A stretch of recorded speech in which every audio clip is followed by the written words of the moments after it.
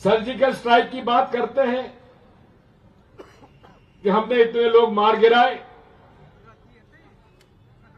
लेकिन प्रमाण कुछ नहीं। केवल झूठ का पुलिंदा से ये राज कर रहे हैं।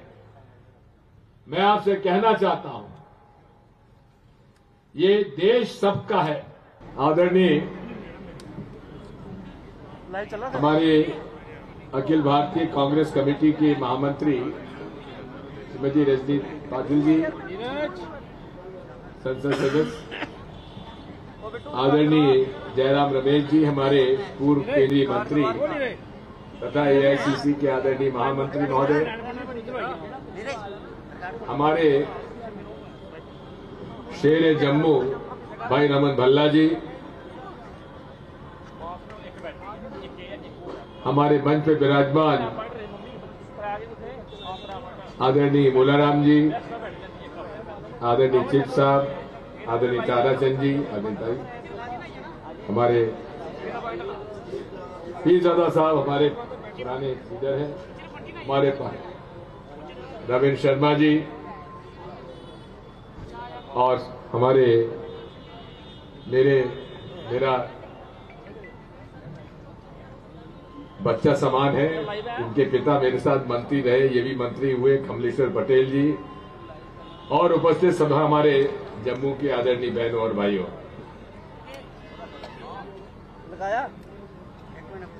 जम्मू का अपना पुराना इतिहास है और आज हम 3 दिन से जम्मू कश्मीर में भारत जोड़ो यात्रा चल रही है। महाराजा गुलाब सिंह जी की मूर्ति पर माल्यार्पण करने के बाद हमने प्रवेश किया और आज लगभग 3 दिन से लगातार हम आपके बीच में हैं। भारत जोड़ो यात्रा की आवश्यकता क्यों पड़ी, जरूरत क्यों पड़ी? हमारे विरोधी कहते हैं कि भारत टूटा क्यों, कब है जो आप भारत जोड़ रहे हैं? श्रीमान, आपके बयानों से, आपने अपनी हुकूमत से और आपने अपनी पुलिस और आपके सरकार के नुमाइंदों के माध्यम से जिस प्रकार इस देश में भाई भाई को अलग किया है, जिस तरह से आपने गरीब और अमीर की खाई पैदा कर दी है, पूरी देश की आर्थिक नीतियां कुछ चंद लोगों के हाथ में आपने सौंप दी है, जिसमें कि आप देख रहे हैं कि कोविड के समय, कोविड में हर परिवार में मुसीबत आई, आमदनी कम हुई, महंगाई बढ़ी, बेरोजगारी बढ़ी, लेकिन कुछ परिवार, करीब 50-100 परिवार ऐसे हैं देश में जिनकी आमदनी बढ़ती चली गई। आपको मुसीबत, हमारी मुसीबत, हर घर में मुसीबत, लेकिन कुछ मोदी जी के दोस्तों की आमदनी बढ़ती चली गई और एक महान व्यक्ति की आमदनी तो 8 गुना बढ़ गई। आखिर ये कैसे हुआ? शुद्ध रूप से इस देश की अर्थनीतियों के उनके माफिक बनाने से और हुकूमत पूरी तरीके से उनको सहयोग देने के लिए, कोई ठेका होगा तो उनको दिया जाएगा, कोई उद्योग लगेगा तो वही लगाएंगे, और वही हालात आज जम्मू में हो रहे हैं। जम्मू के लोगों को ठेका नहीं मिल रहा। किनको ठेका मिल रहा है? जो जम्मू के नहीं हैं उनको ठेका मिल रहा है। और ये मुझे बताने की जरूरत नहीं कि ठेके कौन दिलवा रहा है। मालूम है कि नहीं आपको? मालूम है कि नहीं है? केवल एक जगह से ठेके मंजूर हो रहे हैं और वही तय करते हैं ये ठेका लेगा, ये ठेका नहीं लेगा, ये काम करेगा, ये काम नहीं करेगा। 370 हटने से फायदा किसका हुआ? कहते थे साहब आतंकवाद समाप्त हो जाएगा, हिंदुओं का बोलबाला हो जाएगा, लेकिन जब से धारा 370 घटी है आतंकवाद बढ़ा है। रोज कुछ न कुछ घटना हो रही है। पहले एक जमाने में ये आतंकवाद घाटी तक सीमित था, नॉर्थ कश्मीर तक सीमित था। अब धीरे धीरे राजौरी, पूंछ और डोडा तक आ रहा है कि नहीं आ रहा है? बताइए हुकूमत क्या चाहती है? हुकूमत यहां का फैसला नहीं कराना चाहती है, यहां की समस्या का निदान नहीं करना चाहती है।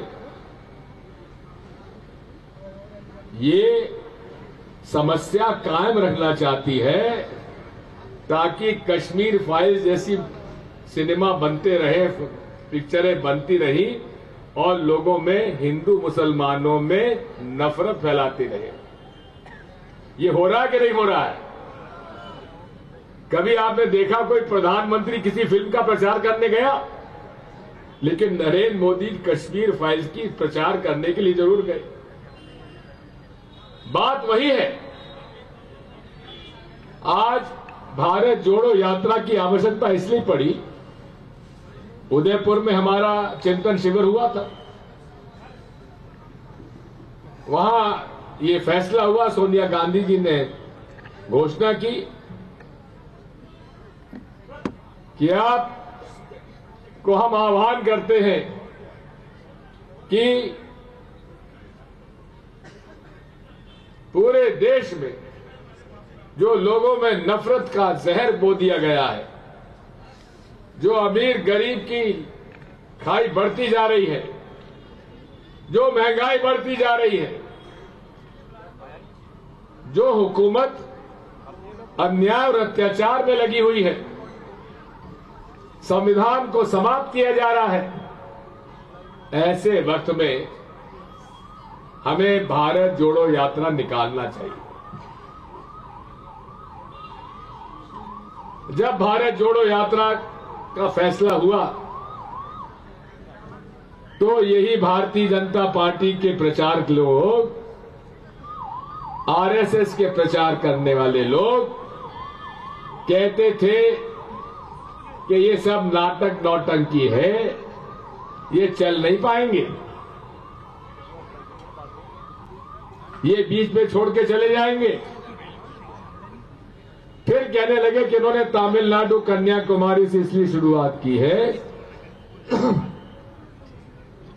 कि वहां कांग्रेस का असर थोड़ा बहुत है, वहां भाजपा कमजोर है, इसलिए कन्याकुमारी चुना। और उस दिन 7 सितंबर को राहुल गांधी जी स्वामी विवेकानंद को जो मेमोरियल है उनकी मूर्ति के माल्यार्पण करके उन्होंने शुरुआत की गांधी मंडपम से। महात्मा गांधी कन्याकुमारी गए थे, कामराज जी वहां के हमारे तमिलनाडु कांग्रेस कमेटी के अध्यक्ष थे। गांधी मंडपम से हम लोगों ने यात्रा प्रारंभ की और भाजपा की एक नेता, में नाम नहीं लेना चाहता उनका, क्योंकि नाम लेने से उनका सम्मान बढ़ जाएगा, मैं सम्मान नहीं देना चाहता। उन्होंने कह दिया कि जब मेमोरियल में गए ही नहीं, विवेकानंद जी को उन्होंने माला नहीं पहनाई। अरे 5 सेकंड के हमने वो फोटो डाल दी कि माननीय आप झूठ क्यों बोल रही हो, ये स्वामी विवेकानंद की मेमोरियल के सामने माल्यार्पण करते हुए राहुल गांधी।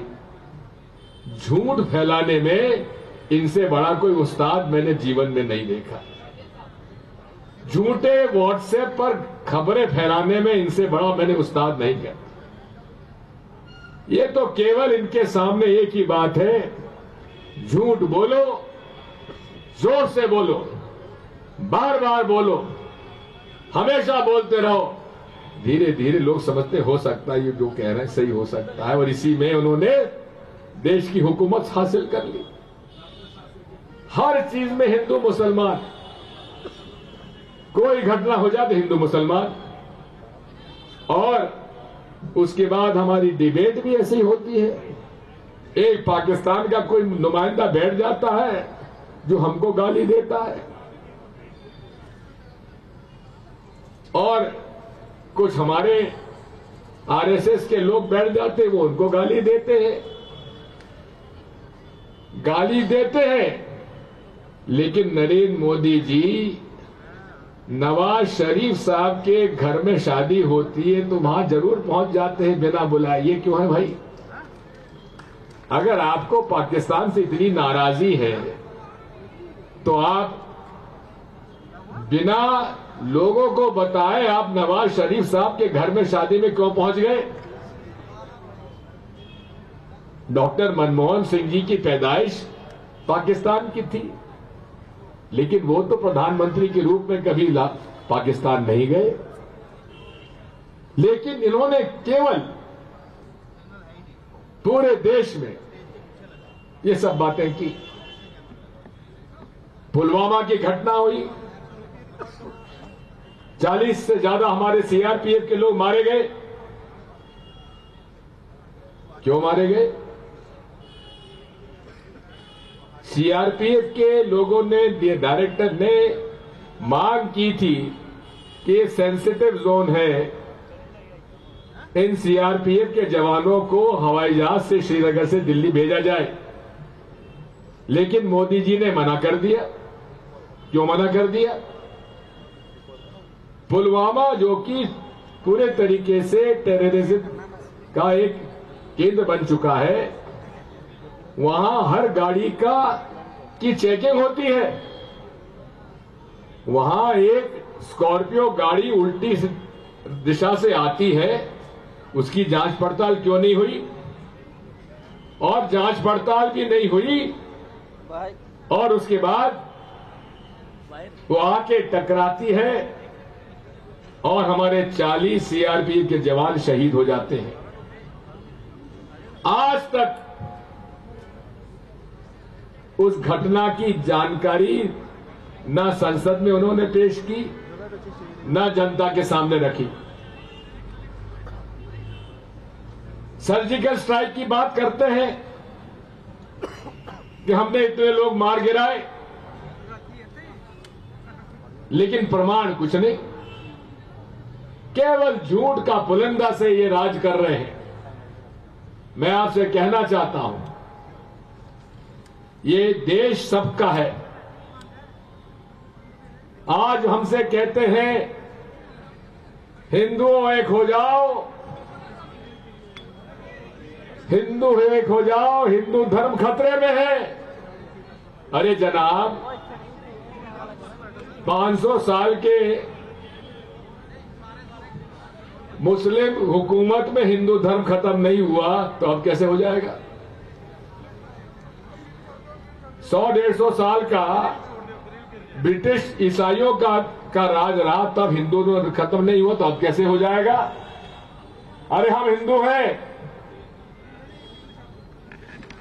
कौन सा हमारा धार्मिक आयोजन है जहां हम लोग शांति पाठ का पाठ नहीं करते हो? शांति पाठ से हमारा धार्मिक काम शुरू होता है कि नहीं होता? बताइए हिंदुओं, होता है कि नहीं होता है? हर उसके अंदर हमारा नारा लगता है, धर्म की जय हो, अधर्म का नाश हो, प्राणियों में सद्भावना हो और विश्व का कल्याण हो। ये सनातन धर्म है, और यही सनातन धर्म में सबको अपना परिवार के रूप में मानते हैं। सर्वधर्म संभाव हमारी सनातनी परंपरा है, और ये लोग, इनका कोई धर्म से लेना देना नहीं है, केवल धर्म को बेचते हैं। और धर्म को बेचकर लाशों पर उनकी राजनीति होती है।